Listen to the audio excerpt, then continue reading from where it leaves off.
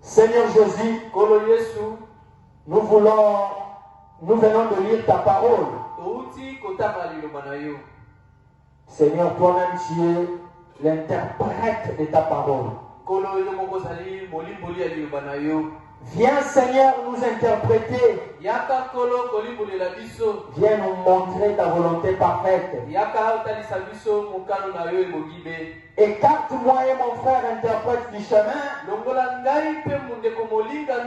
Toi-même utilise-nous pour bénir nos âmes ce matin. Oh Jésus. Descends, prêche-nous. Que nous puissions sentir ta présence et que nous puissions recevoir quelque chose venant de toi ce matin. Merci Seigneur de nous avoir exaucés. Au nom de Jésus. Amen. Vous pouvez vous asseoir. Oh Jésus-Christ est merveilleux. Ici dans Matthieu 4, verset 19, c'est Jésus qui est en train de parler aux deux disciples. Et c'était... Je vais commencer d'abord par Matthieu 4, 18. Comme elle marchait le long de la mer de Galilée,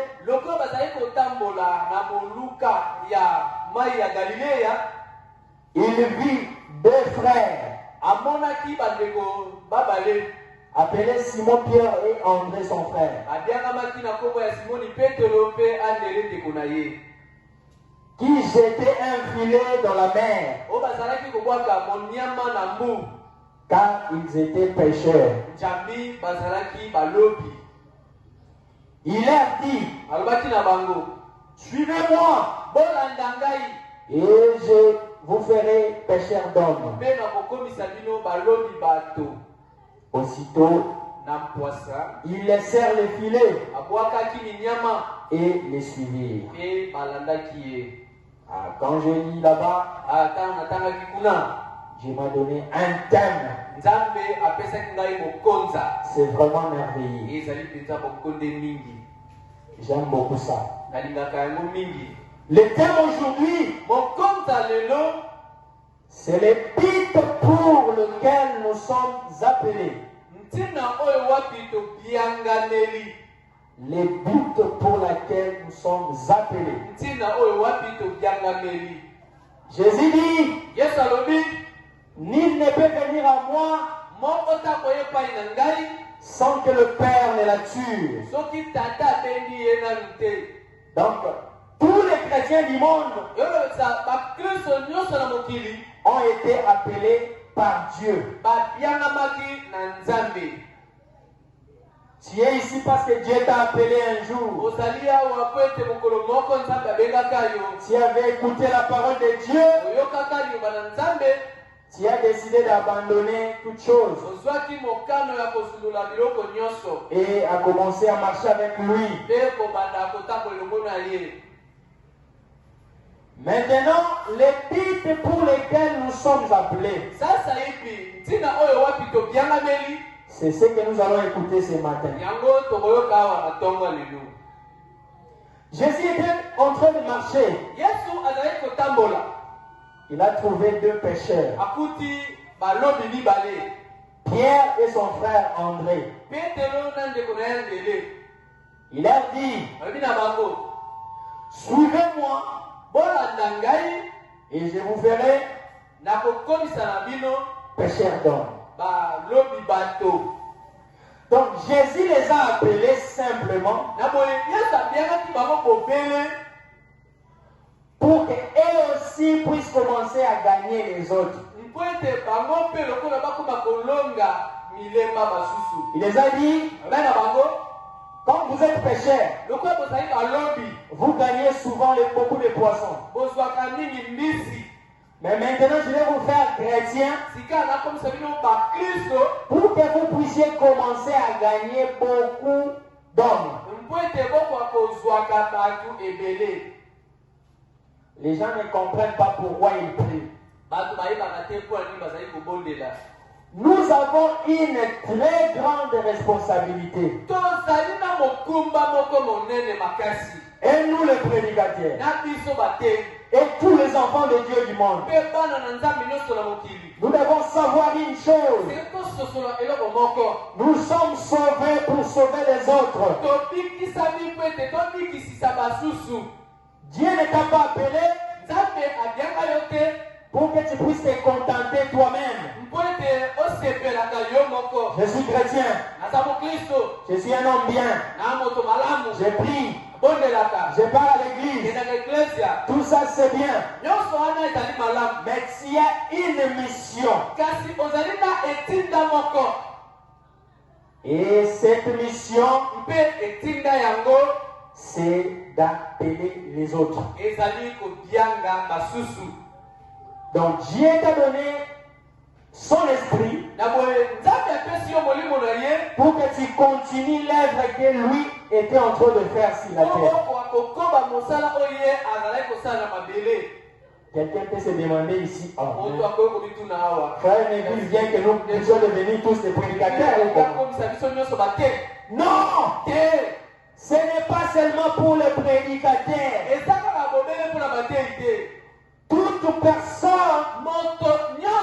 a un devoir de gagner les autres. Je veux faire une déclaration. Si ta vie n'a jamais sauvé même une seule personne, c'est que toi-même tu n'es pas encore sauvé. Ça c'est ma déclaration. Maintenant je vais lire le prophète. Parce que c'est lui que nous devons écouter.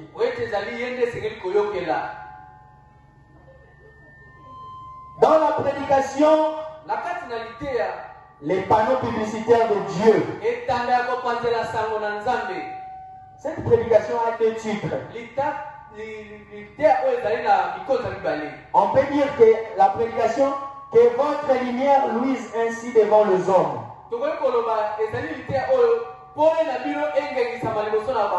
Ils ont mis entre parenthèses les panneaux publicitaires.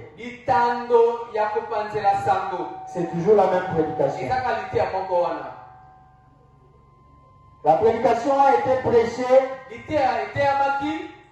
le 3 septembre 1961. Le prophète dit, nous devrions être dans un état qui amènerait le monde entier à vouloir être comme nous.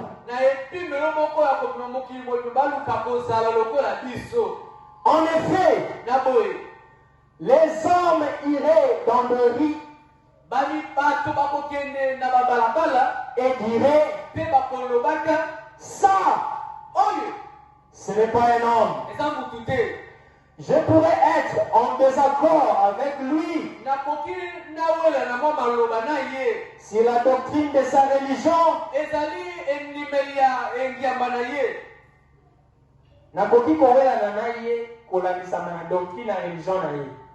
Par exemple,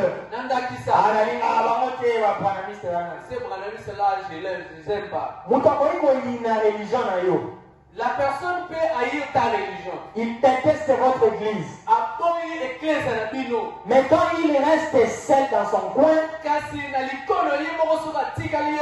il dit, malgré que je suis contre lui, mais c'est vraiment un chrétien. C'est ce que le prophète est en train de dire ici.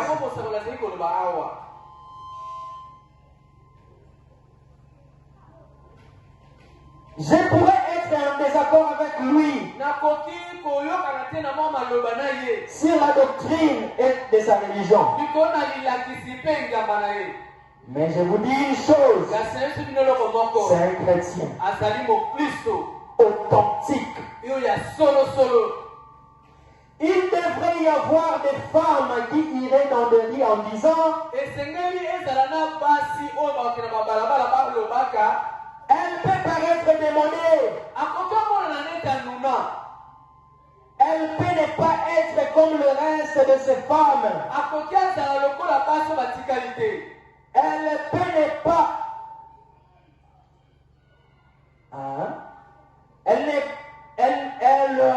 peut ne pas être comme le reste de ces femmes que vous voyez.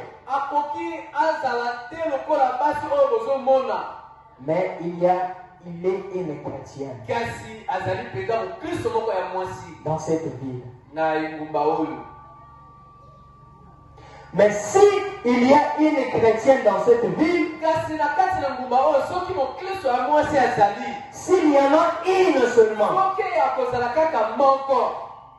c'est celle-là qui passe.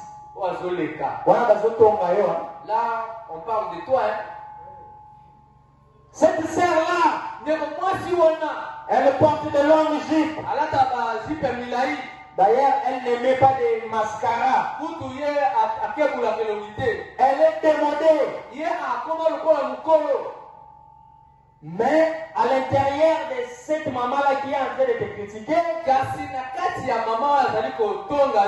elle se dit, mais après tout, c'est une chrétienne. Parmi tant d'autres filles qui sont dans ce quartier,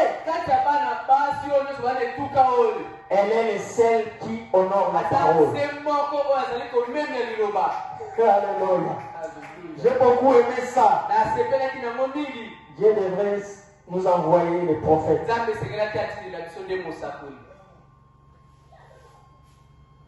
Car nous sommes parrainés par Jésus.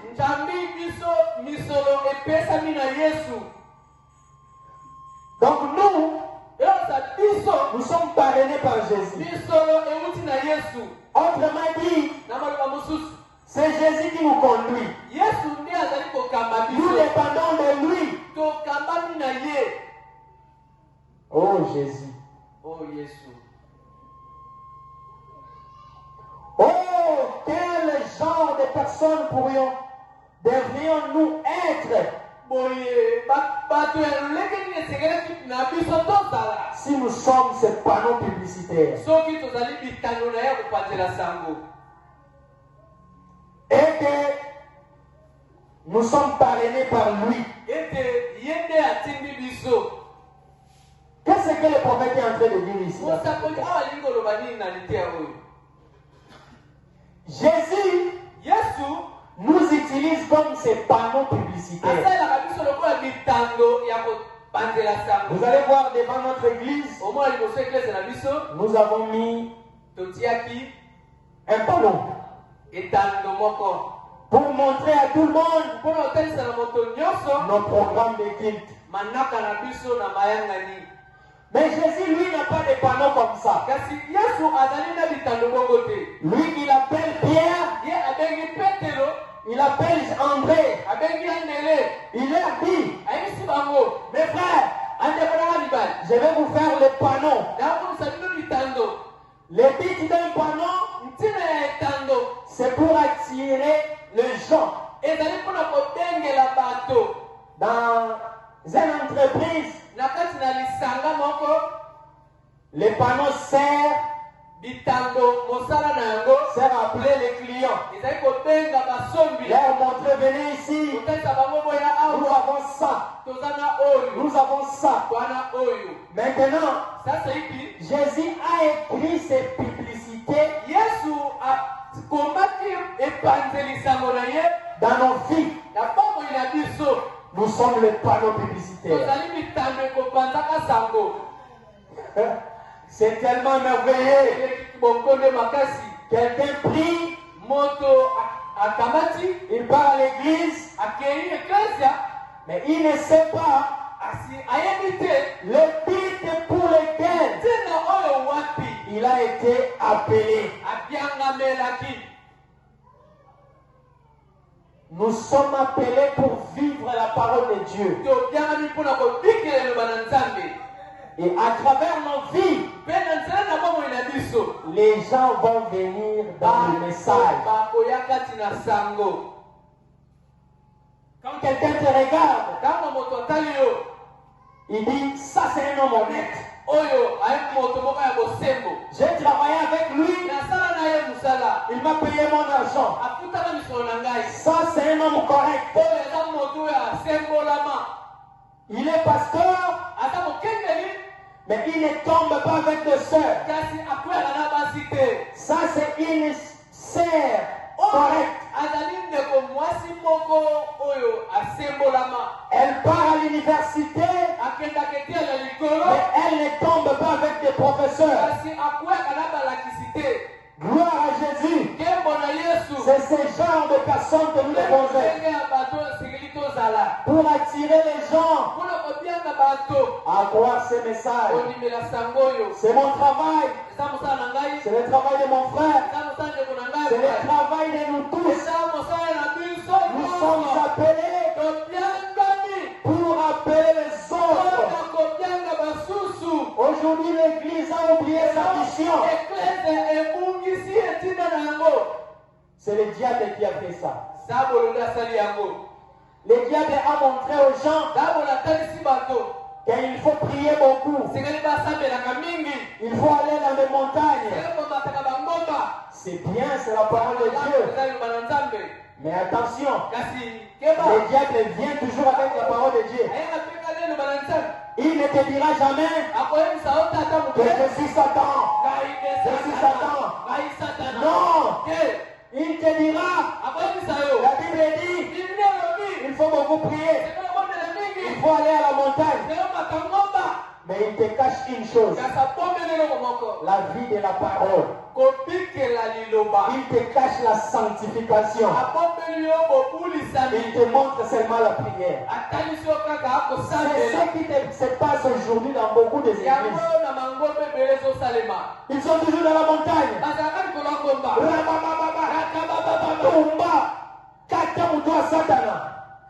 Mais ils ont oublié l'essentiel.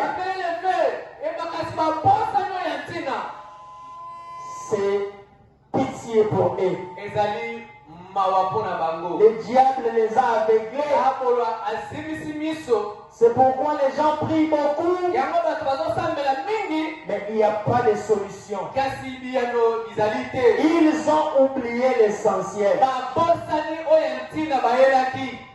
Dieu fonctionne autrement. Quand Dieu était venu voir le peuple d'Israël, il ne leur a pas donné la prière. Il leur avait donné les commandements. Il leur avait dit d'observer les commandements de Dieu. Alors, aussi longtemps qu'il marchait avec ses commandements, quand ils avaient besoin de quelque chose,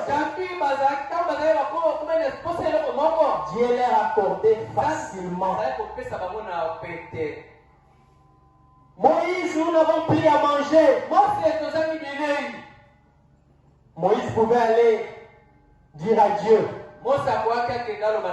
Seigneur, ton peuple meurt de faim. Et Dieu, comme il savait que c'était son peuple à lui,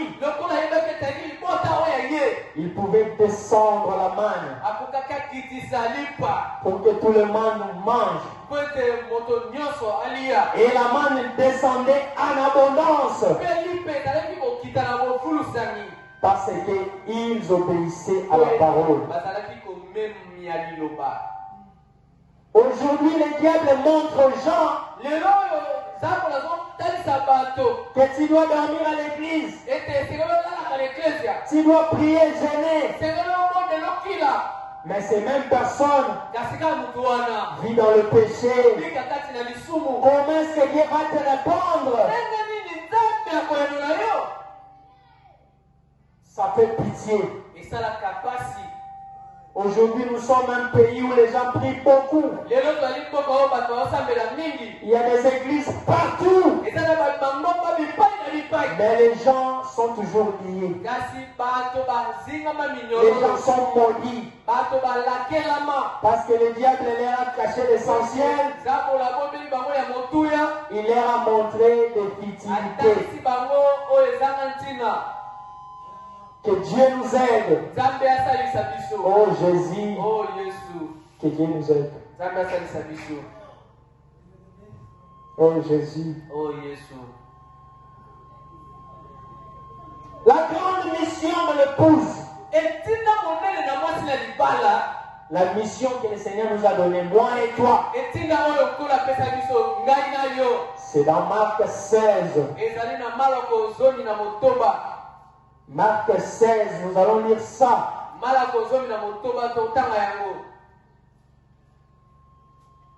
C'est vraiment ça ce que Dieu nous a recommandé.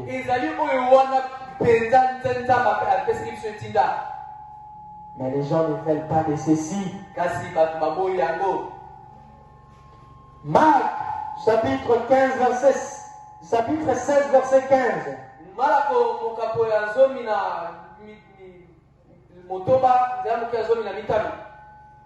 Puis il leur dit,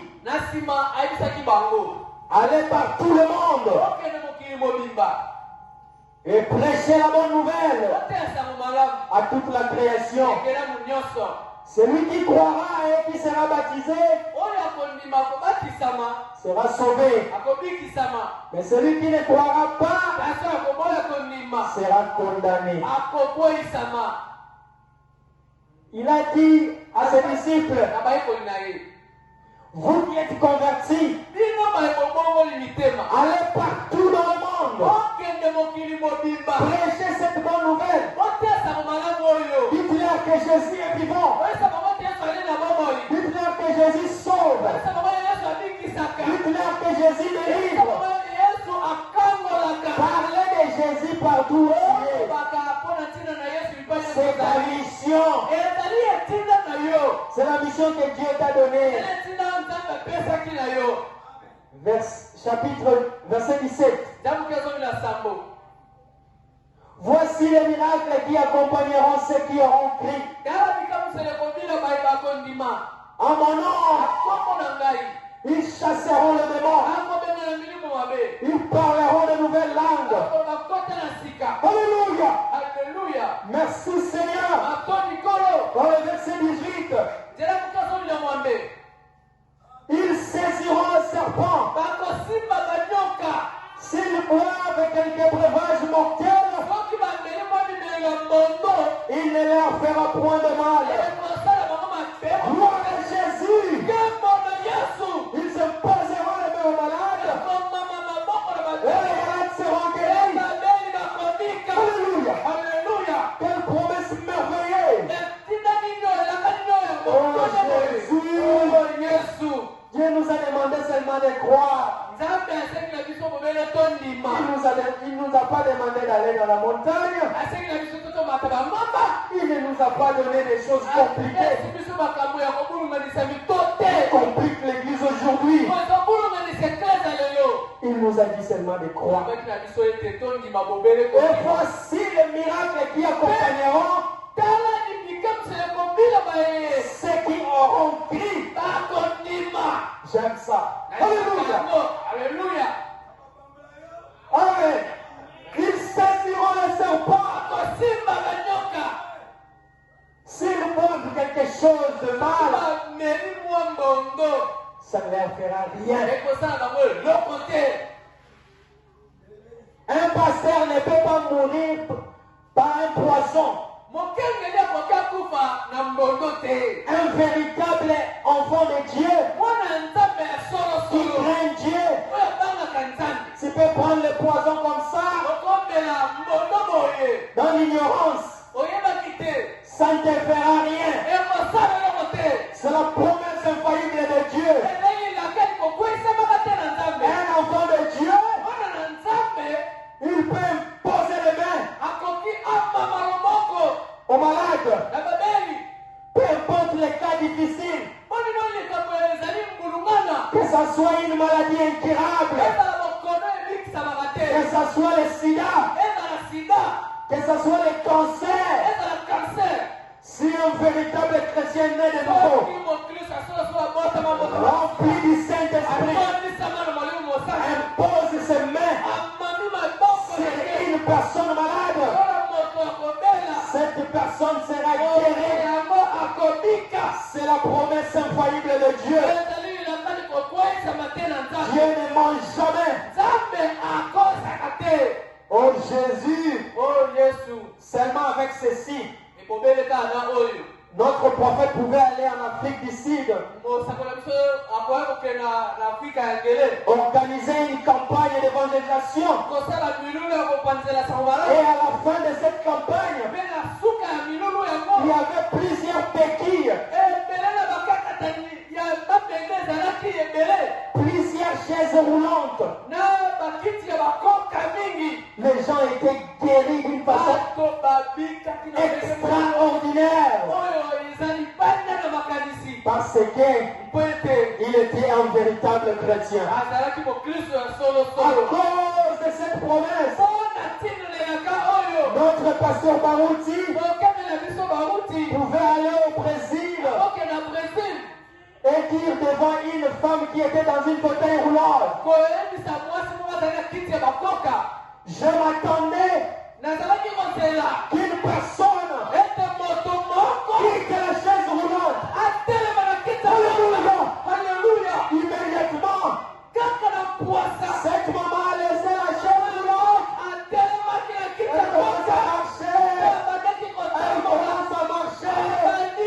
C'est ça la puissance qui se cache dans l'évangile éternel. Oh Jésus, où est passée cette puissance? L'église est détruite. Dalila est entrée. Les pasteurs sont tombés. Ils ne peuvent plus rien faire. Où est cette puissance qui accompagnait Paul, qui accompagnait Pierre? Seulement son ombre pourrait guérir les malades. Alléluia. Je sens vraiment que ce matin, il est ici. Merci Jésus. Merci pour le message. Merci pour cette Bible. Oh Jésus. Merci. La puissance de Dieu est encore là. Mais aujourd'hui, l'église est devenue comme un terrain de football. Des démons. Les démons jouent dans l'église. Le péché est entré. Les chambres, les pasteurs, entre eux. Tu diras, tu vas entendre quelqu'un dire que je suis serviteur de Dieu.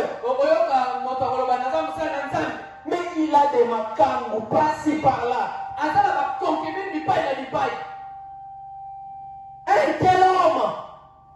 Un tel homme, comment est-ce que Dieu va l'utiliser? L'église a perdu sa puissance à cause de ce genre de serviteur. Dieu cherche des personnes correctes. Les gens que lui-même a purifiés. Les gens que lui-même a sortis du péché. Pour bouger le monde. Oh Jésus. Nous voici Seigneur. Utilise-nous. Oh Seigneur Jésus. Que la gloire te soit rendue. Nous avons un Dieu véritable. La puissance de Dieu existe encore. La guérison des malades existe encore. Ce sont les hommes qui ont failli.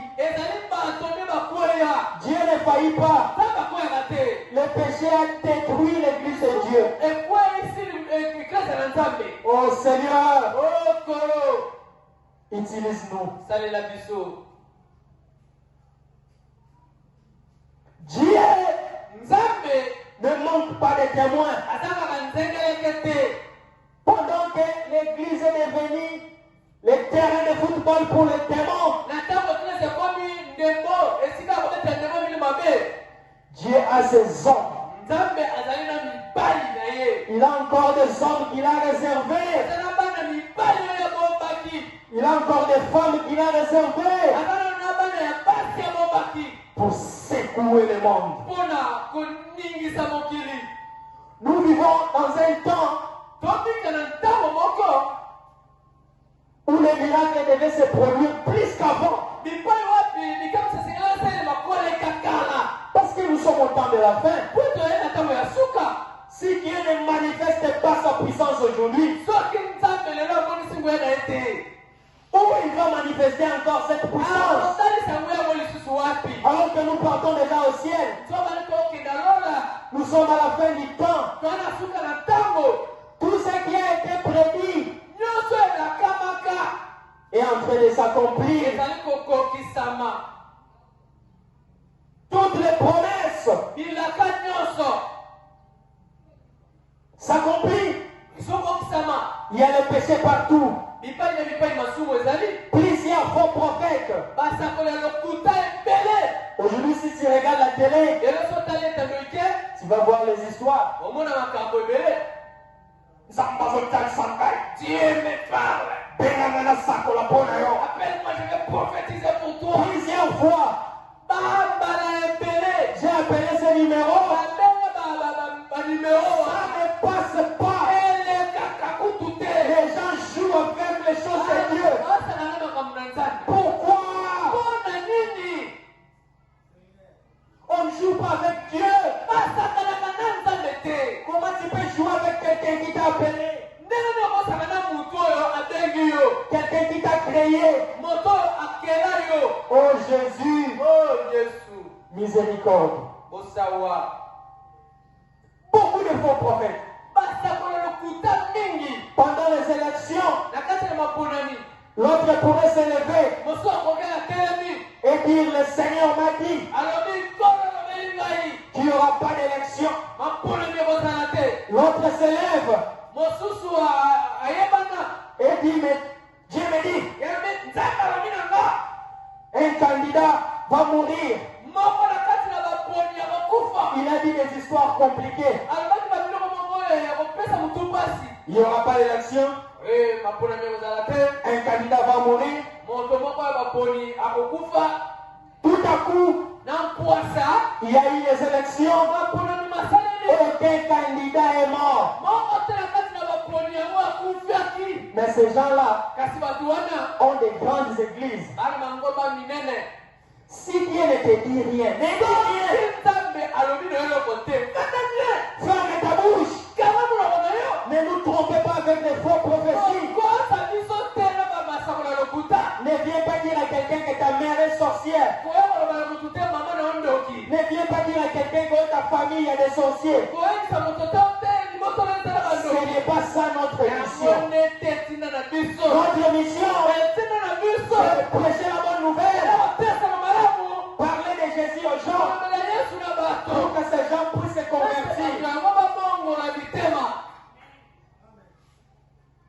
Si Dieu veut te parler de quelque chose, il va te parler. Et si ça vient vraiment de Dieu, tu ne vas pas échouer. Mais pourquoi tu fabriques les choses que Dieu n'a même pas dit? Tu vois là où l'impudicité t'amène. Tu es tellement impudique. Tu vois les songes qui ne se réalisent pas. C'est ce qui se passe aujourd'hui dans les églises. Honte à eux. Malgré leur fausse prophétie, ils continuent à être pasteurs. Et leurs brebis leur défendent. Miséricorde. Sortez d'immunité. Sont des milliers de ces gens qui donnent les fausses prophéties. Sortez des milliers de ces pasteurs empiriques. Jésus a envoyé un message. Le message est venu pour fabriquer des chrétiens. Des véritables chrétiens qui vivent la parole de Dieu sans compromis. Je disais à ma femme ce matin, un pasteur dénominationnel, non, un frère dénominationnel, il peut être modérateur dans leur église. On parle souvent avec lui des choses de Dieu. Mais hier, je lui ai vu en train de prendre la bière. Il regardait à côté pour que je ne puisse pas voir. Honte à lui. Il joue avec les choses de Dieu. On ne se moque pas de Dieu. Quelqu'un qui prêche, il filme des chambres. Il filme des chambres derrière la maison pour que les gens ne voient pas. Non, God s'esprit, non, God s'esprit. Voilà, j'ai fait entrer des esprits à moi. Quelqu'un qui chante pour Dieu avant de monter sur scène, il filme les chambres. Quelle malédiction! Après il viendra, il chante, les gens tombent avec l'onction de Diamba. Honte à eux. L'évangile doit être porté par les gens qui ont pris la position pour Dieu, qui ont abandonné le monde. Oui, Dieu savait que Jésus allait sauver le monde. Il a protégé Jésus pour qu'il soit sans péché. Si Jésus était né dans le péché, il ne pouvait pas nous sauver. Dieu savait que Jean-Baptiste avait un grand travail à faire. Et il a dit à sa mère que tu auras un fils. Il ne boira ni vin, ni liqueur ivante. C'est ça. Il a dit qu'il sera rempli du Saint-Esprit parce qu'il prêchera la bonne nouvelle. Un serviteur de Dieu ne doit pas prendre le chanvre, ni la bière. Il doit être rempli du Saint-Esprit. Il ne doit pas tomber avec les femmes. Il doit prendre position pour la parole. Comment est-ce que toi-même tu n'es pas sauvé? Tu veux sauver les gens. Un aveugle peut conduire un autre aveugle. Mon bien-aimé, si tu es dans une église, tu découvres que ce pasteur tombe avec des femmes, ou ce pasteur prend la bière, quittez cette église. On donne que ce qu'on a. Celui qui fume le chanvre, quand il te prêche, il te transmet l'onction de chanvre. Celui qui est le Saint-Esprit, quand il te prêche, il te transmet le Saint-Esprit. Alléluia.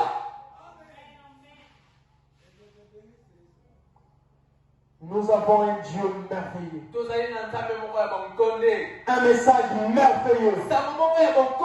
Si les gens pouvaient savoir Ce que le Seigneur est en train de faire en ce temps de la fin, il devrait être réuni autour de ces messages. On ne peut pas être chrétien et en même temps être dans le péché. Ça n'existe pas. Un chrétien, c'est celui qui a pris la décision d'abandonner les péchés. Oh Jésus, sauve tes enfants qui traînent encore dans le monde. Sauve tes enfants qui sont encore dans les pratiques inutiles de ce monde. Un chrétien prédicateur, enfant de Dieu, chantre de Dieu, avec des films pornographiques dans son téléphone, c'est une malédiction. Non, non. Tu dois protéger tes yeux, protéger tes oreilles, car ce sont des portes qui peuvent détruire ton âme. Ne regardez pas des choses bizarres. Non. C'est une malédiction. N'écoutez pas des moqueries. N'écoutez pas des choses bizarres. Tu dois écouter la parole de Dieu. Cette parole te remplira du Saint-Esprit. Et un jour, tu seras enlevé pour aller vivre éternellement.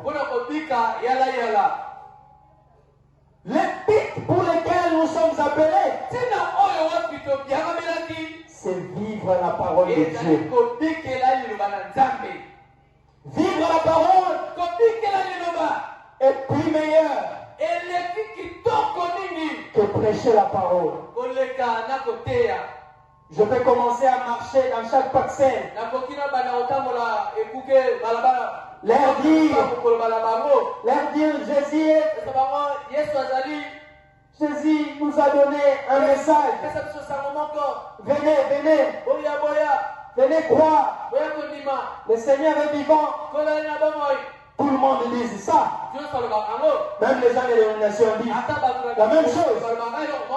Mais ce qui fait la différence, moi je vis ce que je prêche. Je te dis, ne sois pas dans l'impudicité. Parce que moi-même je ne suis pas impudique. C'est ce qui fait la différence entre nous et les gens des églises aujourd'hui. Et ils prêchent la parole. Cette même Bible. Mais ils ne vivent. Ils ne vivent pas. Tu ne vis pas ce que tu prêches. Alors, ça m'étonne vraiment. Comment une personne ne peut pas vivre ce qu'il prêche? C'est bizarre. Et ça, comment est-ce que Dieu va te confirmer? Ça veut dire que tu es un aveugle. Tu veux maintenant conduire les aveugles. Certaines personnes ont même peur aujourd'hui de prêcher certains versets de la Bible. Il va te prêcher par exemple, Jésus dit veuillez prier. Veuillez prier. Nous allons prier. Nous allons briser les liens. Tu prêches seulement ça? Prêche-leur aussi que Dieu a dit plusieurs me diront en ces jours, Jésus j'avais prêché, j'avais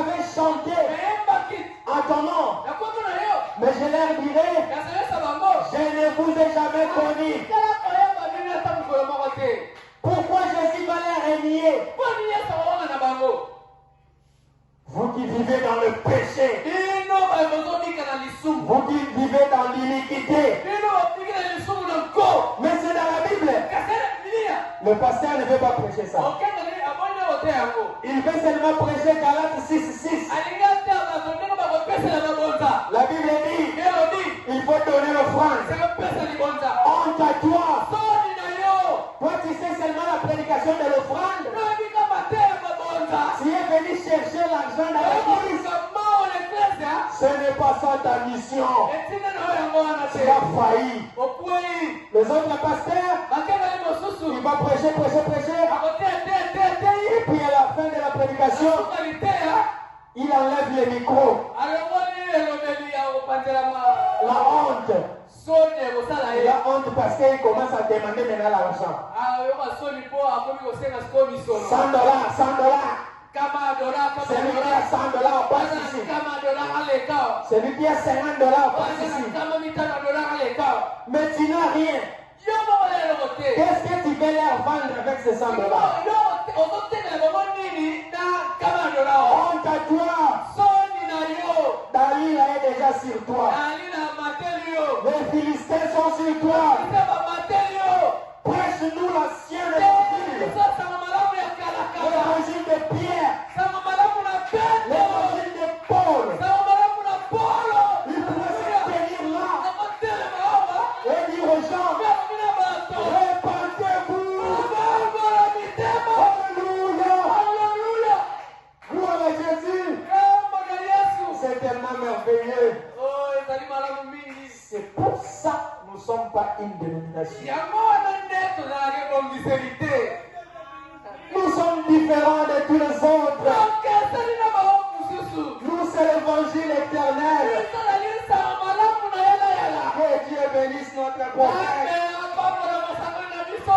Que Dieu bénisse vous qui avez pris position pour le Seigneur. Un jour, nous serons avec vous au ciel. La malédiction finira. La maladie finira. Le pleurs finira. Nous vivrons avec Jésus pour l'éternité. Alléluia. Vous allez comprendre. Vous allez comprendre. Vous allez comprendre que beaucoup de gens prient en vain. Beaucoup de gens prient en vain. Ils prient beaucoup. Ils sont toujours à la montagne. À la montagne. À l'église. Aujourd'hui, on va dormir avec Daddy. Toute la nuit,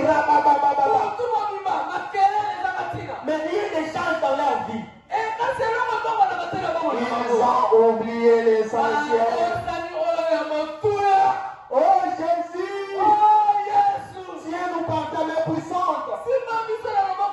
Que nous ne puissions pas tomber dans la même erreur. Non. Nous voulons être de véritables témoins de cet évangile. Les gens qui prêchent et qui vivent. Ils prêchent, ils vivent. Alléluia.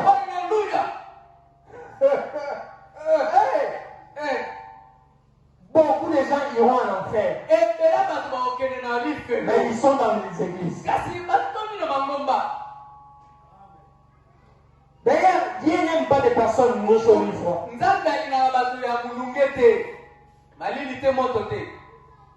Il a dit, toi la Odyssée, tu es ni chaud. Tu n'es pas aussi froid. Qu'est-ce que je vais faire? Je vais te vomir. Tu dois avoir une position. Soit tu prêches la parole et tu vis la parole. Soit tu es païen. Tu ne peux pas venir nous dire que tu es serviteur de Dieu, mais un grand pécheur. Nous ne voulons pas de ces choses.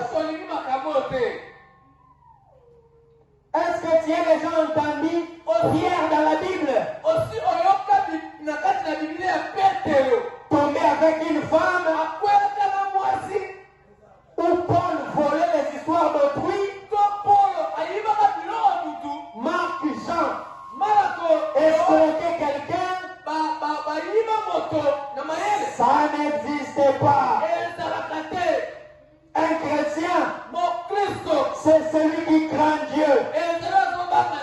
point barre.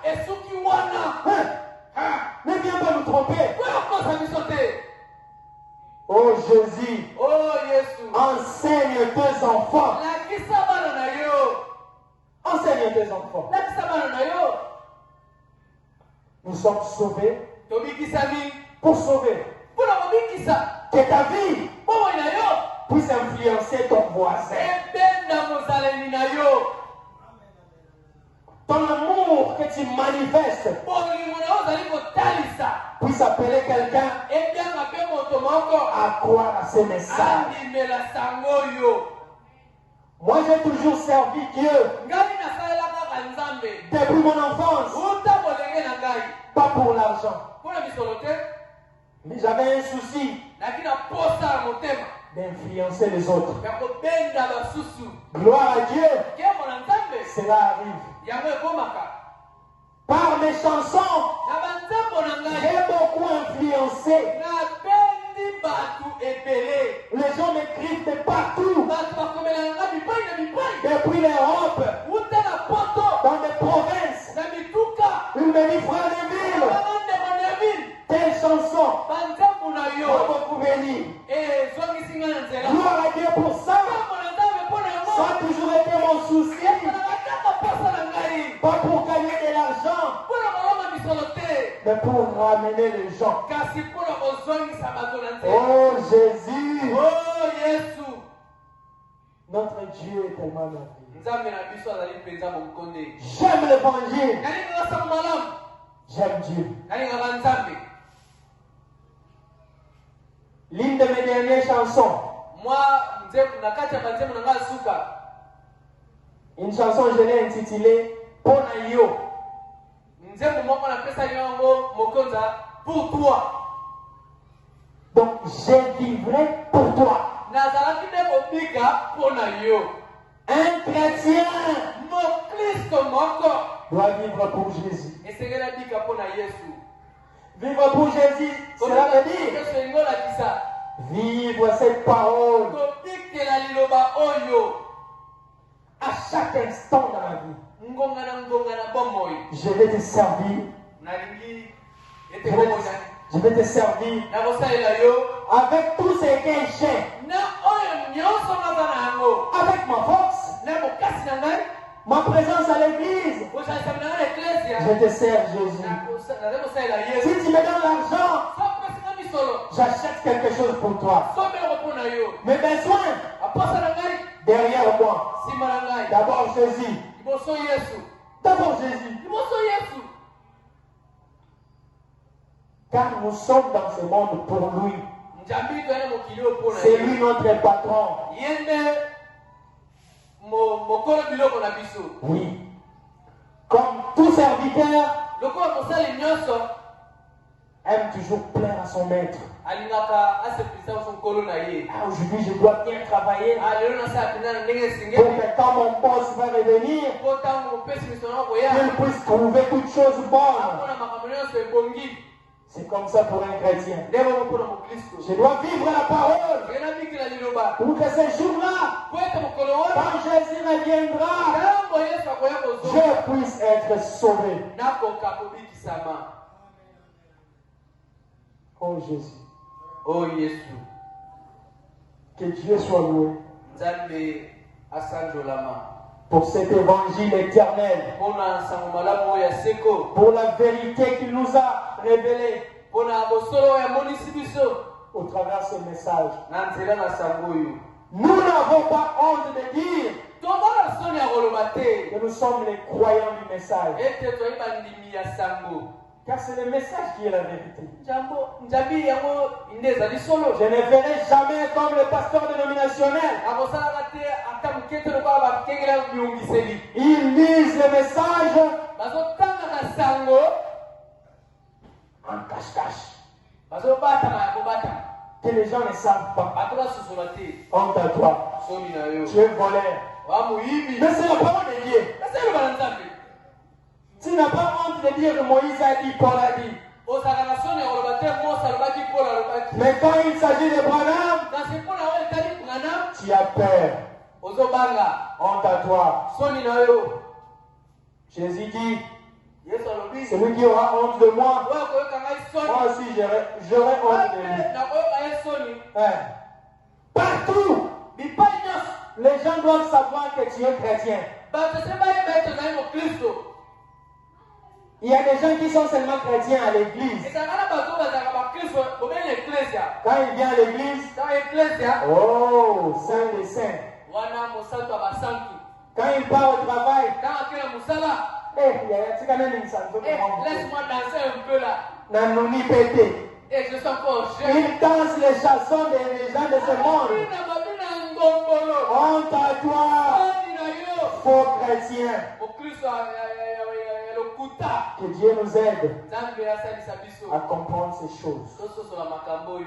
C'est tout ce que le Saint-Esprit avait à nous dire ce soir.